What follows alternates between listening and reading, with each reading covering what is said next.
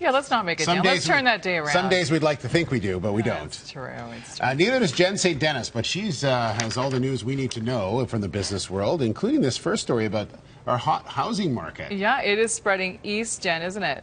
That's right, yeah, and maybe not surprising when we see these astronomical price increases in Vancouver, especially on the west side of Vancouver, it kind of tends to trickle east as people just cannot make their way into the market in maybe their desired market. So we're seeing it move east. Now, east as in the east side of Vancouver, and also east as in moving into the Fraser Valley. So we have some latest data from the Fraser Valley Real Estate Board. Now, their jurisdiction is Surrey, Langley, and North Delta, and they are actually seeing record levels of home sales in these three municipalities, and they're also seeing some price increases as well, kind of tracking what's been happening in Vancouver. They're seeing about 12% increase year over year in Greater Vancouver, which includes a lot of the other suburbs like Burnaby and New Westminster. They're seeing a 13% increase.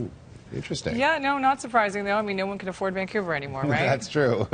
Yeah. True. That's right, yeah. Well, let's talk about this other story, this iconic Canadian retailer, Roots. They've sold a little bit of their company.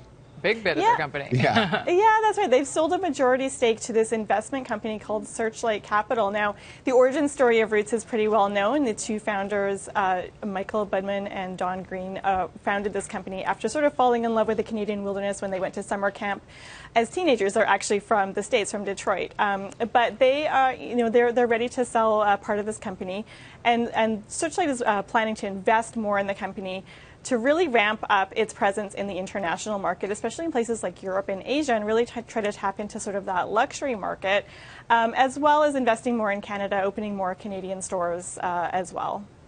Interesting.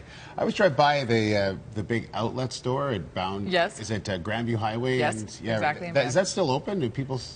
You know, I don't know. I don't know. I don't actually know that either. Yeah. Oh, somebody just told me in my ear. Yes, it is. So it's still open. Yeah. It's still I see the open, big sign everywhere. I go. I wonder. We used to go in there all the time, but not so much. And maybe that's why they want to sort of ramp up, production of the store a little bit and try to get people back what talking the investors about it. What the investors are saying is that they'd like to invest more and really sort of inject the business with a little bit more new life. They think it needs a little bit of a shot in the arm.